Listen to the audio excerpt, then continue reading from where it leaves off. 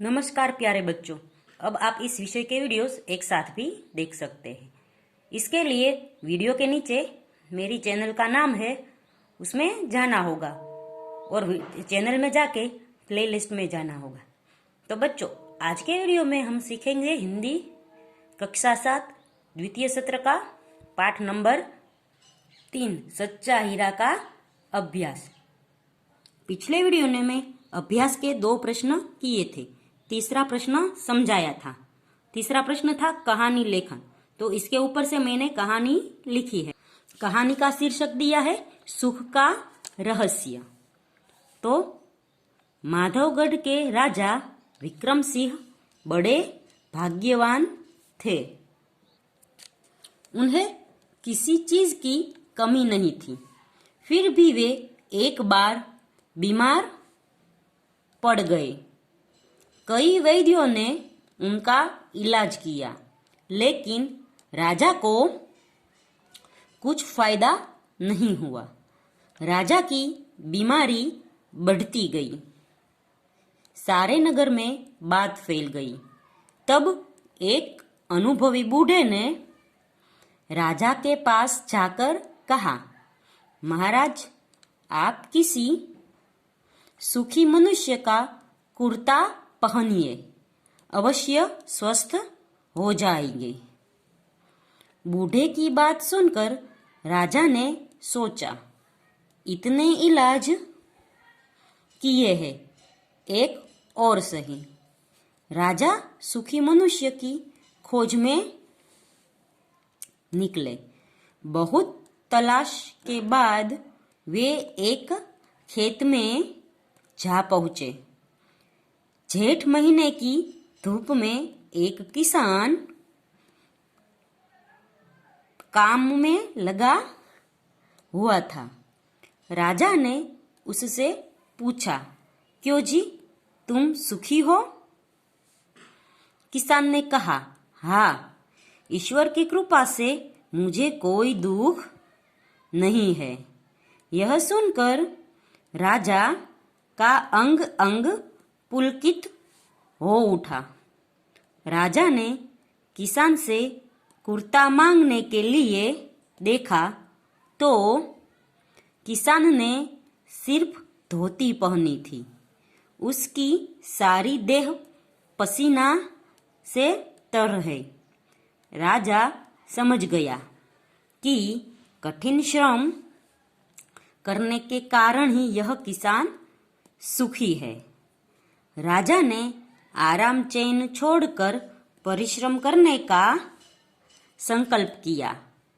थोड़ी ही दिनों में राजा की बीमारी दूर हो गई। सीख, श्रम से ही स्वस्थता प्राप्त होती है और सच्चा सुख मिलता है। आगे का प्रश्न है, निम्नलिखित अपूर्ण कहानी को अपने शब्दों में मौखिक एवं लेखिक पूर्ण कीजिए। मौखिक એટલે बोलकर, लिखित यानी लिखकर। पुराने जमाने की बात है। कनकपुर देश के दरबारियों की ख्याति देश विदेश में फैली हुई थी। उनकी बुद्धिमानी की प्रशंसा सुनकर दूसरे देश के दरबारी उनकी परीक्षा लेने के लिए आए। उसके एक हाथ में असली फूलों की माला थी और दूसरे हाथ में नकली फूलों की माला थी। उसने दरबारियों से कहा, श्रीमान, क्या आप हाथ लगाए बिना बता सकेंगे कि इनमें से कौन सी माला असली फूलों की है? सभी दरबारी आश्चर्य में पड़े। दोनों मालाएं बिल्कुल समान लग रही थी।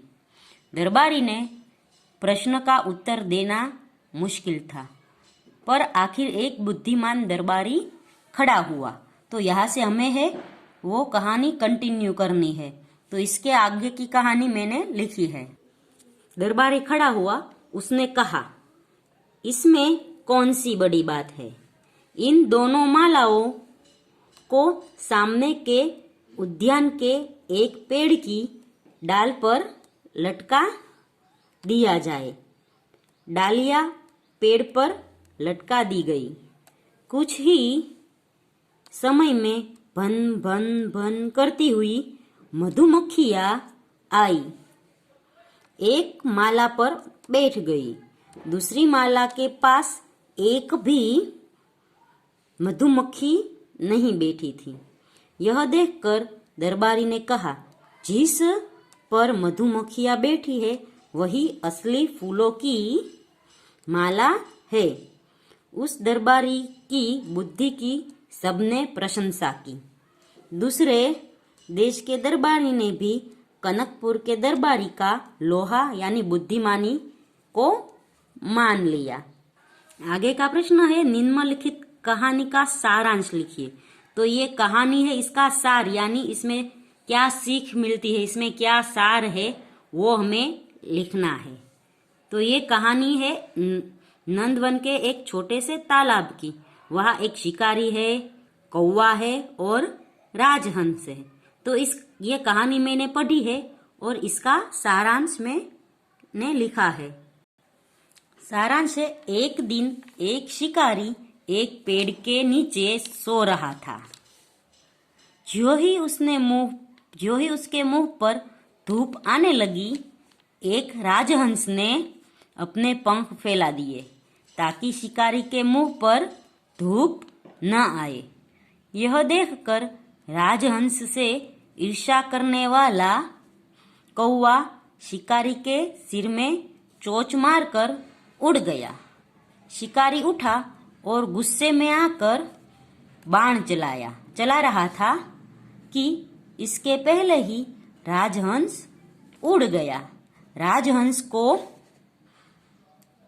मरवाने की कौवे की युक्ति धरी की धरी रह गई। आगे का प्रश्न है, निम्नलिखित प्रश्नों के उत्तर लिखिए। पहला प्रश्न है, पहली स्त्री ने अपने बेटे की प्रशंसा कैसे की? तो पहली स्त्री ने कहा कि मेरा बेटा लाखों में एक है। उसका कंठ बहुत मधुर है, वह बहुत अच्छा गाता है। उसके गीत को सुनकर कोयल और मैना भी चुप हो जाती है। लोग बड़े चाव से उसका गीत सुनने आते हैं। भगवान सबको मेरे जैसा बेटा दे। दूसरा प्रश्न है, दूसरी स्त्री ने अपने बेटे की तारीफ में क्या कहा? तो दूसरी स्त्री ने कहा कि सबकी बराबरी कोई नहीं कर सकता। वह बहुत ही शक्तिशाली है। वह बड़े बड़े बहादुरों को भी पछाड़ देता है। वह आधुनिक युग का भीम है। इस तरह दूसरी स्त्री ने अपने बेटे की तारीफ की। फिर तीसरा प्रश्न है, तीसरी स्त्री ने अपने बेटे की विशेषता में क्या कहा? तो तीसरी स्त्री ने कहा कि मेरा बेटा साक्षात बृहस्पति का अवतार है। वह जो कुछ पढ़ता है उसे एकदम याद कर लेता है। ऐसा लगता है मानो इसके कंठ में सरस्वती का निवास हो। चौथा प्रश्न है, चौथी स्त्री ने अपने बेटे का परिचय कैसे दिया? तो चौथी स्त्री ने कहा, मेरा बेटा तो एक साधारण लड़का है। वह न तो गंधर्व सा गायक है, न भीम सा बलवान और न बृहस्पति सा बुद्धिमान। मैं उसकी प्रशंसा कैसे करूं? इस प्रकार चौथी स्त्री ने सीधे साधे लड़के के रूप में अपने बेटे का परिचय दिया। दूसरा प्रश्न है, निम्नलिखित उक्ति कौन किसे कहता है? तो पहला है, यही सच्चा हीरा है। तो ये वाक्य है वो एक वृद्ध महिला चारों स्त्रियों से कहती है। दूसरा प्रश्न है, माँ लाओ मैं तुम्हारा घड़ा पहुंचा दूं। तो यह वाक्य चौथी स्त्री का बेटा माँ से कहता है। तीसरा वाक्य है, सुनो मेरा हीरा गा रहा है। तो यह वाक्य पहली स्त्री अन्य स्त्रियों को कहती है। चौथा प्रश्न है, देखो यही है मेरी गोद का हीरा। तो ये तीसरी स्त्री अन्य स्त्रियों को कहती है। फिर पांचवा है, देखो वह मेरा लाडला बेटा आ रहा है। तो यह वाक्य दूसरी स्त्री अन्य स्त्री को कहती है। तो बच्चों यहाँ पर है वो स्वाध्याय खत्म होता है। अगले वीडियो में हम इस पाठ की भाषा सज्जता सीखेंगे। तब तक के लिए गुड बाय, टेक केयर।